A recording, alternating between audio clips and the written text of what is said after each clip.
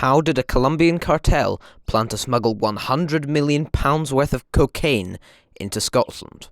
Well, you're about to find out because you clicked on the video. Our story begins in Blairgowrie in Perthshire with this man, Julian Chisholm, former diver in the North Sea oil industry, turned criminal in southern Spain. He became very familiar with white gold, cocaine.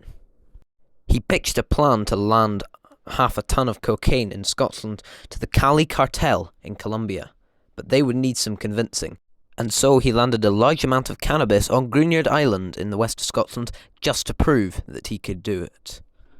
The cocaine was dropped off the coast of Trinidad, where it was picked up by a boat and taken to the west coast of Scotland in December. It arrived in the middle of a storm. Probably not the greatest idea, as some say there was maybe up to a ton of cocaine that was originally picked up, but that about half of it was lost in the sea out there. So I'm just saying, some fishermen did indeed get lucky and found a packet worth £1 million.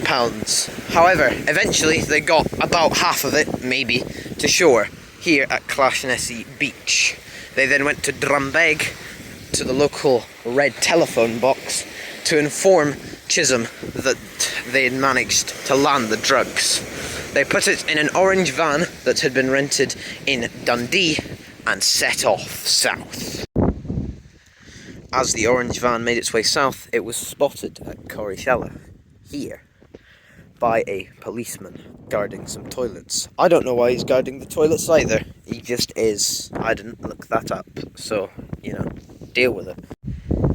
He noted that the orange colour of the van looked very conspicuous and a bit suspicious. His suspicion grew when he saw that it had an East Coast number plate and was on the west coast of Scotland.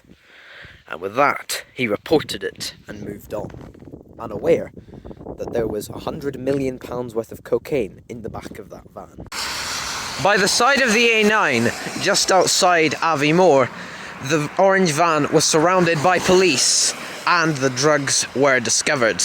The gang were arrested and Chisholm would follow suit. Chisholm was arrested and he was held in a high-security prison while they waited for him to be extradited to the UK. However, when they were moving him from one prison to another, they let him out of the van for too long and he ran out into the desert with another prisoner and hasn't been seen since the 90s.